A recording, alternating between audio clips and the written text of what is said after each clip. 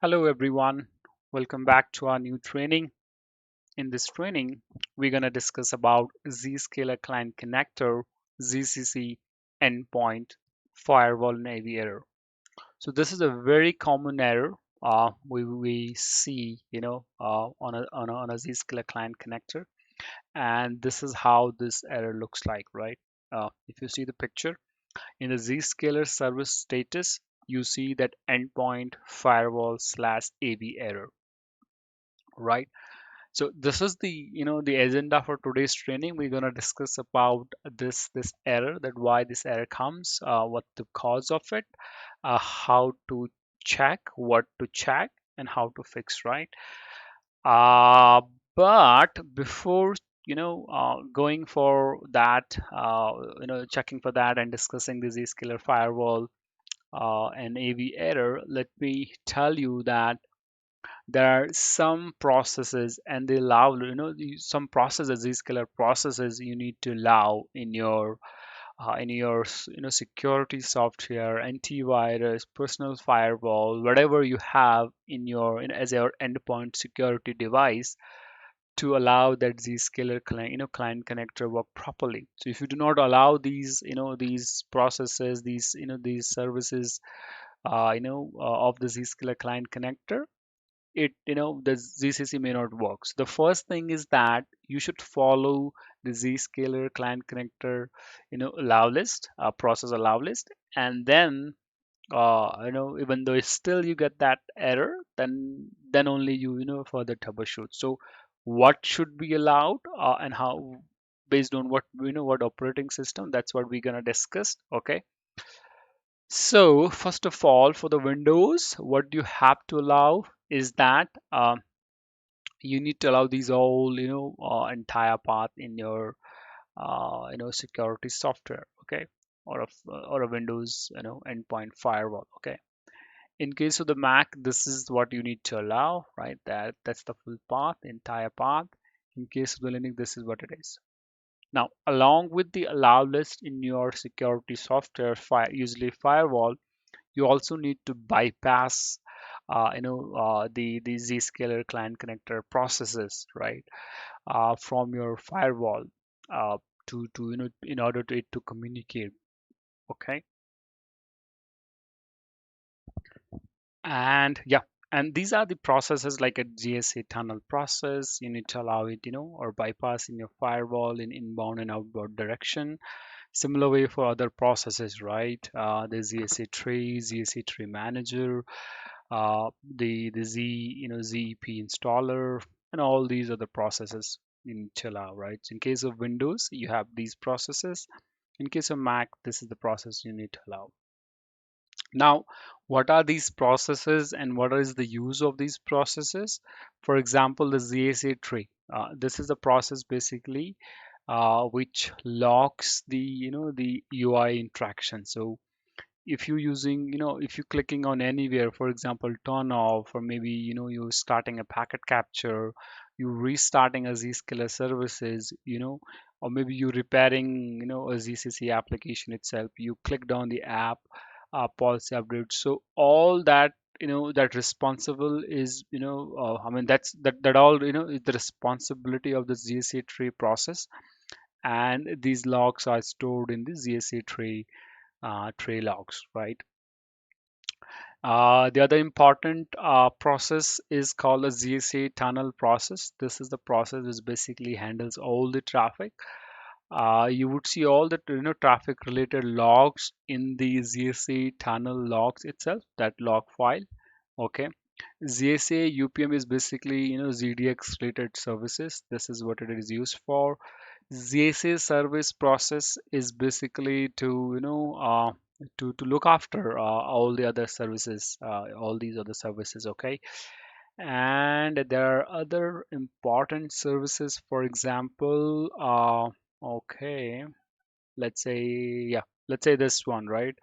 The logon UI, that's related to ZPA, right? And that ZDP, that ZDP is related to the endpoint DLP protection, right? Policy rule.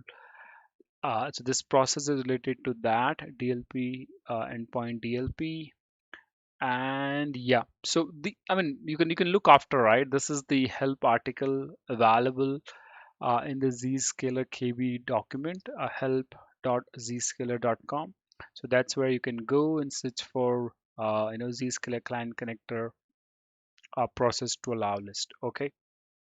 Now, since we know that we have to allow some these processes, and we need to allow these bypass these processes in our firewall, and I'm assuming that that's already done, and now you're still getting these errors, right? The firewall block. So that's what we're going to discuss in this training. Okay, now the first question comes in, that what is this endpoint firewall AV error? Though we already discussed it, this is the error which comes in when Zscaler communications, and it's not a Zscaler communication to the data center. It's a Zscaler app communication gets blocked by the system security software or a firewalls, right? That's where this endpoint firewall and AV error comes in. Okay. Now, how exactly ZCC does it, right? What it does, how it look after, how does it check that, and what kind of communication it does. That's what we're going to discuss. So what happens, right, when you have a ZCC installed, and you're trying to log in it, or you opened it, right? What it does, it runs a couple of scripts. For example, a Zscaler proxy health monitoring script, that's to check the connectivity from a Zscaler client connector to the Zscaler proxies. Okay. Then there is a Zscaler captive portal monitoring script that checks the captive portal status. Okay. To detect a captive portal, right? And then there is a Zscaler firewall health monitoring script, which is called a ZFHM. And this is a script which is used there to to check whether the Zscaler client connector process are allowed to communicate with other application, and the other applications are allowed to communicate with the ZCC client connector, because ZCC has to process traffic, right? So if other applications are not allowed to communicate to it, and it's not allowed to communicate with other application, it cannot process the traffic, right? So this is the Zscaler firewall health monitoring, is the one which checks that whether this is allowed or not, right? And if this is blocked, right, by any security software, any firewall rule you have, that's where you're gonna get endpoint firewall and AV error. Okay. So this script run in every 5 minute. Oh, sorry, I'm sorry, 5 second. Okay. The script runs in every 5 second. Okay. And it logs these all transaction in the GSA tunnel logs, right? Okay. Now, how does it run? What it does is that basically it uses a TCP echo. Okay.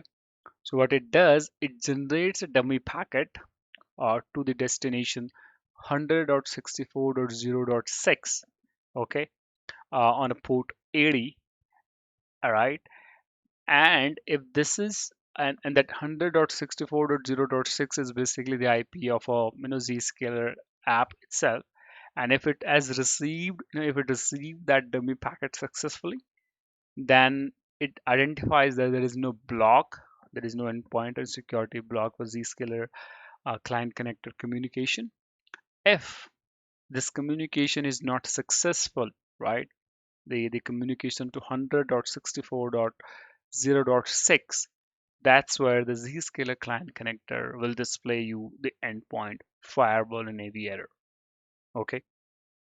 Now we know that it connects to the it's tried to connect to the 100.64.0.6. Let us quickly check in the in the in case of the working logs, that how it looks like. Okay, so I have a ZSA tunnel logs already taken. Okay, let me quickly show you. So what exactly the filter you would do, as I mentioned, that it does a TCP echo, right? So what you would do, you filter for the echo. Once you filter for the echo, what do you get? You see there is a lot of communication, and that's usually in every 5 second, right? 30, 26, 36. Okay, why it looks like 10 second, but usually it happens in the, okay, maybe that has changed. It looks like it's doing it every 10 second.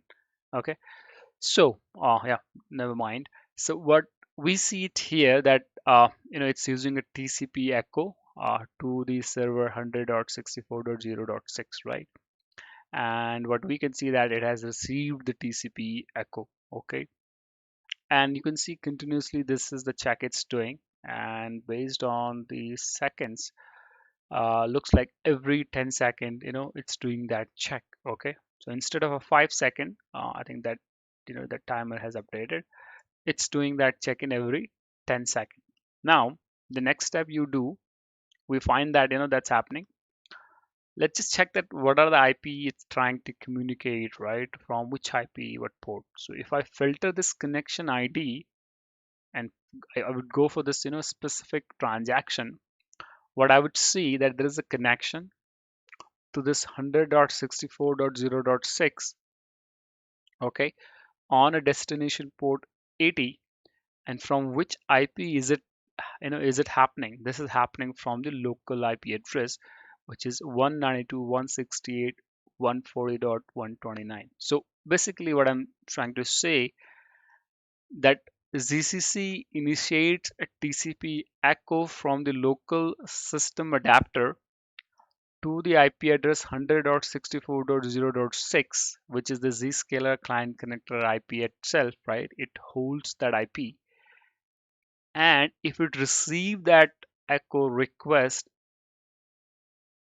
right, that means there is no block happening, right? You can see it has received that 25 data, right? 25 bytes of the data. So if it has received it, that means there is no block, all good. Just in case there is a block happening for it, we won't see it. Now, Zscaler proxy health management. Okay, so the okay, so this health check happens. Okay, this firewall health monitoring. Okay, Zscaler firewall health monitoring. This is the one which happens every 5 seconds. Okay, you see. Uh, so basically, what happens if that traffic is allowed, you would get that firewall health is okay, right? It would check it 5 times in every 5 seconds. If there's a block, it would try it twice, thrice until 5 times, and then it would train it will show you that error, right? If there is no block, you would see that in a very first response goes out for the firewall health check, we would get that and a response back that yeah, this is a good health. There is no block.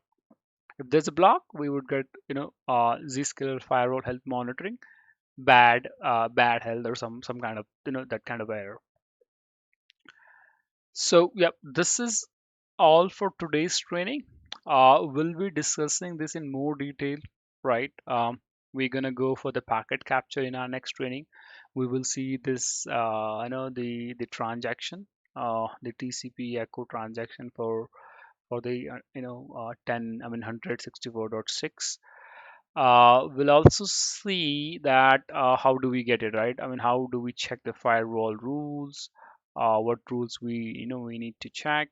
And each, I mean, the next training we're gonna go in a more detail, right? So stay tuned and see you in our next training. Thank you.